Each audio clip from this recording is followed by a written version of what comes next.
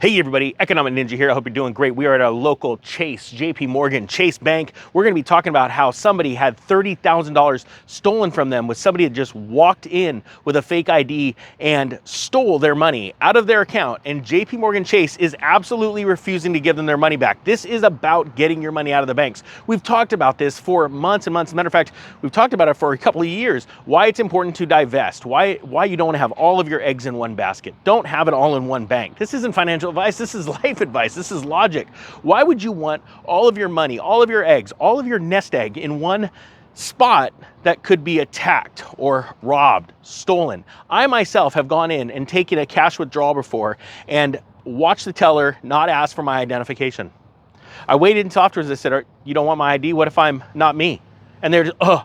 And I mean, let me know down in the comment section below if that's happened to you. But think about this person that had literally $30,000 stolen from them because of a thief that walked in with a fake ID, and how vulnerable you can be at that point too. If your bank records get into the wrong hands, people going through your trash, it's so vital that you are destroying your records, shredding them. You don't just put things in a trash can. There are a lot of people out there that would want to do you harm, okay? So it's very, very important that we protect ourselves. Check this out. This is out of the Daily Huddle. And again, entitled, JP Morgan Chase refuses to reimburse customer after imposter walks into bank with fake ID, walks out with $30,000.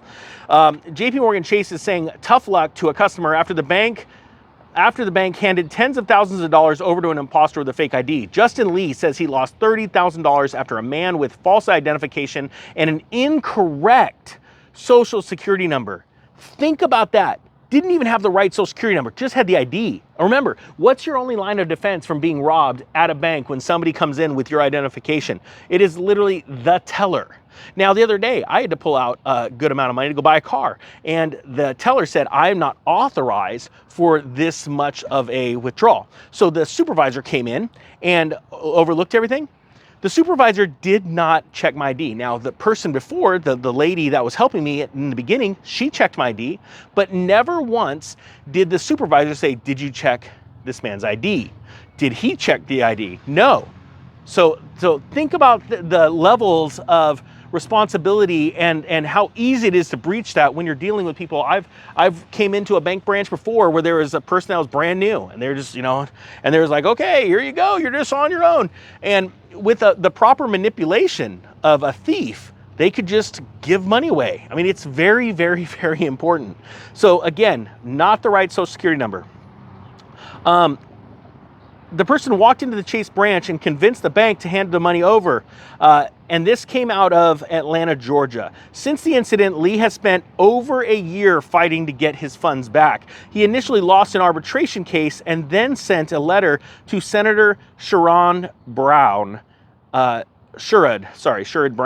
who leads the Senate Banking Committee. Brown says his office is now personally involved in pushing Chase to do right by its customers. Why don't you guys do me a favor and share this video, and we'll shove Ninja Nation up the tailpipe of the Senate Banking Committee. Because I'm going to be honest with you guys, and you all know how I feel about things like the Senate Banking Committee. I don't think they do a whole lot. They're just trying to make it look like they're doing something. They're politicians. All they care about is your vote. They don't care about doing really anything. Pretty much all they want to do is enslave you more, and that's what we want to fight against. He says here, we've sent a letter to the banks. Oh, I wonder if it was like Joe Borgen's one. It's a strongly worded letter. Like, oh, let's see how this one goes. We've reached out to them. We've pushed them. We're hopeful that they're going to come to the table and fix this. Come on, Chase Bank, just fix it. Give the guy his money back. We're Congress. Well, I got an idea. I think Ninja Nation has a little bit more pull than Congress at this point, because you guys are incredible. You are the masses. So let's let JP Morgan know what we think. Return the man's money. It was a fake ID, and he didn't even have the right social security number. Absolutely disgusting. Lee says Chase has done nothing to help, and he won't get any assistance from the Federal Deposit Insurance Corporation either. Weird. Which is designed to support depositors in the event of a bank's collapse. The agency does not protect anyone due to a loss by fraud or theft. The Electronic Transfer Act, or the EFTA, and Regulation E are designed to assist people who lose money in certain types of wire transfer scams. However, the regulations don't cover customers who authorize scammers to move money out of their accounts. This is why it is so very vital that you protect your identity, that you don't just put your bank statements in the trash. You shred them or completely destroy them. That's not going to solve all problems. My point being is you have to think bigger. You have to think, these days with technology advancing so fast, there are people that want to all around you do you harm, steal money from you. Look at the comments section alone down in YouTube. They haven't even stopped those bots. It makes me absolutely disgusting. I will never email you. Or email you and ask you for money. I will never ask you to come to my WhatsApp account. Those are scammers. Those are thieves. They want to steal from you. You need to stop and think about this. Now, I feel bad for this person. This person was probably out with his family or sleeping at night or working while somebody went in with a fake ID and a wrong social security number. Think about that. They were doing nothing wrong, but you have to protect yourself. You have to think bigger. These days are getting scary and we need to go bigger than that. Now, on top of that, we're seeing issues with Wells Fargo and other banks losing customers' deposits. And hey, you're out. It's so vital that you have separate accounts. Because think about this, in a day and age, and as a matter of fact, we've seen supply chain delays with banks or, computer hacks where banks have frozen funds, all of its depositors' funds for up to 8 hours or maybe even, 72 hours, or it started on a Friday and that whole thing took over an entire weekend. We've seen banks do that. Why wouldn't you have separate banks to where you can go, oh man, I can't get money out of my Chase account. Well, I'll go over to another big bank that I have or a small regional bank. And that's the other thing too. Small regional banks are under attack right now because of how much exposure they have to commercial real estate.